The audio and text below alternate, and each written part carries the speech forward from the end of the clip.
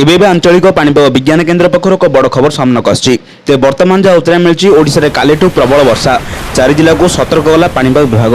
ତେବେ କ'ଣ ରହିଛି ଖବର ସମ୍ପୂର୍ଣ୍ଣ ଖବର ଜାଣିବା ପାଇଁ ଭିଡ଼ିଓକୁ ଶେଷ ପର୍ଯ୍ୟନ୍ତ ଦେଖନ୍ତୁ, ଯାହାଦ୍ୱାରା ଆପଣଙ୍କ ଅଞ୍ଚଳରେ ବାତ୍ୟାର ପରିମାଣ କେଉଁଭଳି ଭାବରେ ରହିବ ତାର ସଠିକ୍ ସୂଚନା ପାଇପାରିବେ ଚ୍ୟାନେଲ ମାଧ୍ୟମରେ। ତା ପୂର୍ବରୁ ଭିଡ଼ିଓ ଗୋଟେ ଲାଇକ୍ କରନ୍ତୁ। ଚ୍ୟାନେଲ ନଥିବେ ତେବେ ଚ୍ୟାନେଲକୁ ସବସ୍କ୍ରାଇବ କରି ପାଖରେ ଥିବା ବେଲ୍ ଆଇକନ୍ ଦବାଇ ଅଲ୍ ନୋଟିଫିକେସନକୁ ଅନ୍ କରନ୍ତୁ, ଯାହାଦ୍ୱାରା ଏଭଳି ପାଣିପାଗର ସୂଚନା ଆପଣମାନଙ୍କ ପାଖରେ ସର୍ବପ୍ରଥମେ ପହଞ୍ଚିପାରିବ। ଚାଲନ୍ତୁ ଲେଟ୍ ନରି ଖବର ଉପରେ ନଜର ପକାଇବା। ବର୍ତ୍ତମାନ ଯାହା ସୂଚନା ମିଳିଛି, ରାଜ୍ୟରେ ଆସନ୍ତାକାଲିଠୁ ପ୍ରବଳ ବର୍ଷା ଆରମ୍ଭ ହେବ। ଏନେଇ ଏସ୍ଆର୍ସି ପକ୍ଷରୁ 4 ଜିଲ୍ଲାକୁ ସତର୍କ ରହିବା ପାଇଁ ସୂଚନା ଦିଆଯାଇଛି। 4 ଜିଲ୍ଲାମାନଙ୍କ ମଧ୍ୟରୁ ଭଦ୍ରକ, କେନ୍ଦ୍ରାପଡ଼ା, ମୟୂରଭଞ୍ଜ ଓ ବାଲେଶ୍ୱର ଜିଲ୍ଲାପାଳମାନଙ୍କୁ ପରିସ୍ଥିତିକୁ ଦେଖି ପ୍ରସ୍ତୁତ ରହିବା ପାଇଁ ଏସ୍ଆର୍ସିଙ୍କ ପରାମର୍ଶ ଦେଇଛନ୍ତି। ମେ 26 ତାରିଖରେ ବଙ୍ଗୋପସାଗରରେ ସୃଷ୍ଟି ହେବାକୁ ଯାଉଥିବା ଲଘୁଚାପ ଏ ବାଂଲାଦେଶ ଆଡ଼କୁ ଗତି କରୁଛି। ଭୁବନେଶ୍ୱର ଆଞ୍ଚଳିକ ପାଣିପାଗ କେନ୍ଦ୍ର ନିର୍ଦ୍ଦେଶକ ମନୋରମା ମହାପାତ୍ରଙ୍କ କହିବା ଅନୁସାରେ ବାତ୍ୟା ରେମଲ ଏବେ ଉତ୍ତର ପୂର୍ବ ଦେଇ ବାଂଲାଦେଶ ମୁହାଁ ଗତି କରୁଛି।